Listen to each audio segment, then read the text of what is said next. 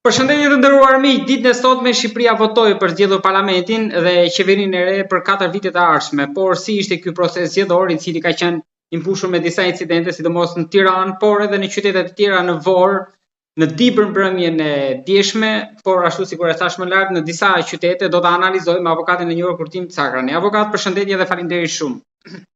Përshëndetje ju, faleminderit për ftesën. Avokat, e prisnit këtë që ndodhi për sa i përket incidenteve apo prisnit që të ishte së pari një proces i qetë përpara se dalim tek pritshmëritë për rezultatet? Shiko, të jemi sinqert se nuk dua që të unë kam qenë gjithmonë sinqert me ju, me media dhe kudo. Unë e kam paralajmëruar që në Shqipëri nuk bëhen zgjedhje të lira. Ju përmendët disa qytete si Tirana, Vora apo Dibra. Unë po ju sjell shembuj të tjerë që kanë ndodhur që nuk janë për të publike, por që janë të dokumentuara.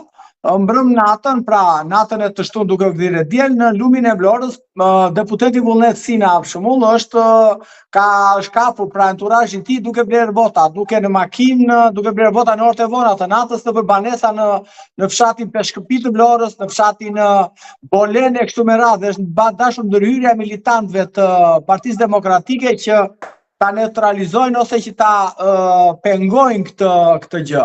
Gjithsesi dhe këto ka qenë një krim zgjedhor, për mos folur pastaj për tjera. Gjithsesi, unë kam thënë që krimi zgjedhor nuk bëhet ditën e zgjedhjeve, as ditë para, as ditë para, po bëhet në vimësi. Krimet zgjedhore u bë edhe 2 ditë para, kur kryeministri shpalli një amnisti për të gjithë ata që kanë probleme me ligjin administrativ, që do të thotë ata që kanë pasur gjoba, masa administrative nga institucione të ndryshme kështu me radhë.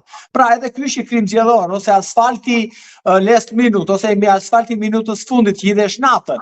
Pra ka lloj krime zgjedhore që në Shqipëri kanë qenë pafund. Pastaj që shia mbi tort ishte ajo që ndodhi në komunën e Parisit, ku një zyrë elektorale pa deklaruar, e pa bërë publike, e pa regjistruar në Komisionin Qendror të Zgjedhjeve, pa logo, pa gjë, aty ishin enturazhi i Partisë Socialiste, ku një drejtoresh e rëndësishme e një institucionit siç është institucioni mos gaboj inovacionit e kështu me radhë, dhe drejtoresha u arriti në nivele që u ikte me vrap, bashkë me enturazhin e saj aty brenda.